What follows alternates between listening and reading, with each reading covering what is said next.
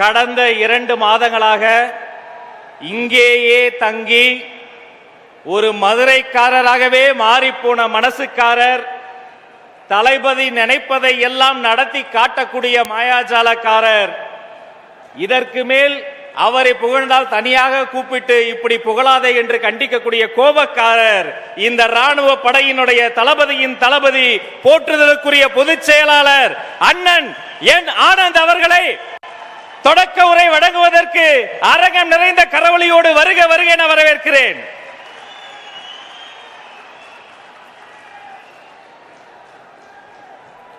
மதிப்புக்கும் மரியாதைக்குரிய பெரியோர்களே, தாய்மார்களே, தலைமை நிலைய நிர்வாகிகளே, மாநில பொறுப்பாளர்களே, கழக மாவட்ட செயலாளர்களே, சிறப்பு ஒருங்கிணைக்குழு உறுப்பினர்களே, மக்களை பத்திரமாக அழைத்து வந்து அழைத்து செல்லும் நகரம், ஒன்றியம், பேரூராட்சி, கிளைக்கழகம், வார்டு, பகுதி பொறுப்பாளர்களே, சகல சார்பு அணிகளின் நிர்வாகிகளே, ஊடகம், காவல், தீயணைப்பு, மருத்துவம் உள்ளிட்ட துறையினரே, தமிழக வெற்றி கழக தலைவர் அவர்களின் பாசத்துக்குரிய அப்பா அவர்களே, அம்மா அவர்களே, தளபதி நெஞ்சில் குடியிருக்கும் தோழர்களே, உங்கள் ஒவ்வொருவரின் உழைப்பிற்கும் தியாகத்திற்கும் நாங்கள் என்னென்றும் கடமைப்பட்டிருக்கிறோம்.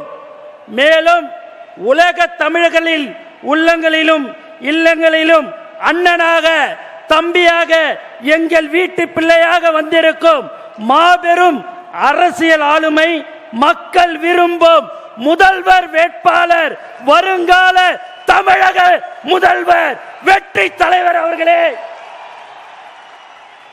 அனைவருக்கும் என் பணிவான வணக்கம்.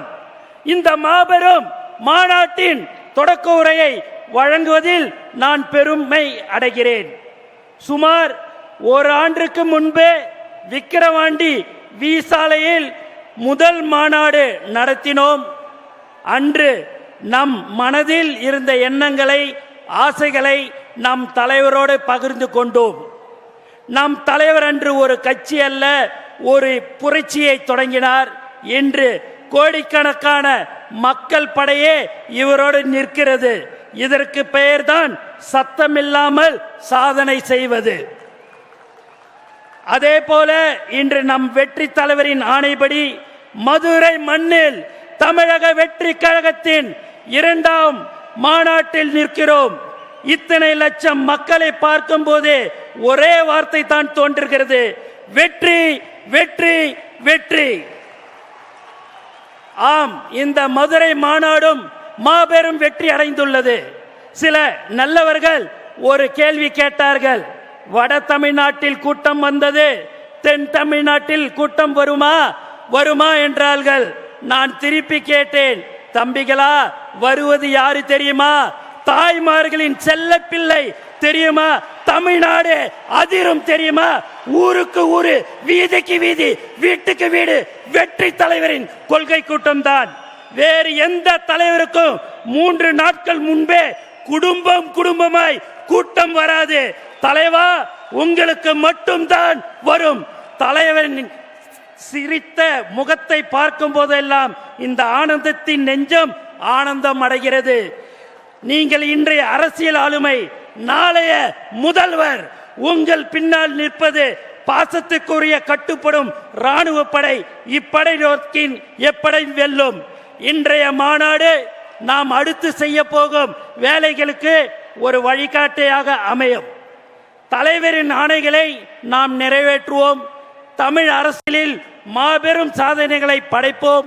நமக்கு தலைவரின் வார்த்தைகளே வேதம், தலைவரின் சொல்லே மந்திரம். தலைவா, நீங்கள் ஆணையிடுங்கள், அது நடந்துவிடும். கழகத்தின் கண்மணிகளே, நாம் இன்னும் வேகமாக வேலை பார்க்க வேண்டும். வேர்வை நதியில் குளிக்க வேண்டும். மக்கள் மனங்களை வெல்ல வேண்டும். நம் லட்சியம் ஒன்றுதான், இந்த மண்ணும் மக்களும் நல்ல முறையில் வாழ வேண்டும். அதற்கு நம் தலைவர் தான் நாட்டை ஆள வேண்டும். அவர் முதல்வர் நாற்காலியில் அமர வேண்டும். இந்த மாநாடு நம்முடைய எதிர்காலத்திற்கு ஒரு வலுவான அடித்தளத்தை அமைக்கும். இந்த மாநாட்டிற்காக 2 மாதங்களாக அயராது உழைத்த கழக மாவட்ட செயலாளர்களே, சிறப்பு ஒருங்கிணைப்பு குழு உறுப்பினர்களே, நகரம், ஒன்றிய, பேரூராட்சி கிளை கழகம், வார்டு, பகுதி கள சகல சார்பணிகளின் நிர்வாகிகளே, உங்கள் அனைவருக்கும் நெஞ்சார்ந்த நன்றியை தெரிவித்துக் கொண்டு எனக்கு வாய்ப்பு கொடுத்த தலைவர்களுக்கு நன்றி கூறி விடைபெறுகிறேன். நன்றி, வணக்கம். மாற்றம் தருமா மதுரை மாநாடு. என்ன பேச போகிறார் விஜய்? என் நெஞ்சில் குடியிருக்கும் என்னுடைய எகிரும் எதிர்பார்ப்புகள், அரசியல் பார்வையாளர்களின் ஆழமான அலசல்கள். விஜய் கட்சி 2026 தேர்தலில் என்ன முடிவு எடுத்தா சரியா இருக்கும்னு நினைக்கிறீங்க? இன்னைக்கு தமிழ்நாடு அரசியலில் திமுக யாராவது ஒருத்தரை பார்த்து பயப்படுதுன்னா அது விஜயை பார்த்து தான். அவர் பேச்சும் தரமா இருக்கும், செயலும் தரமா இருக்கும், சம்பவம் ரொம்ப தரமா இருக்கும். பிரத்யேக நேரலைகள், நொடிக்கு நொடி அப்டேட் களத்திலிருந்து. தமிழ்நாட்டு அரசியலில்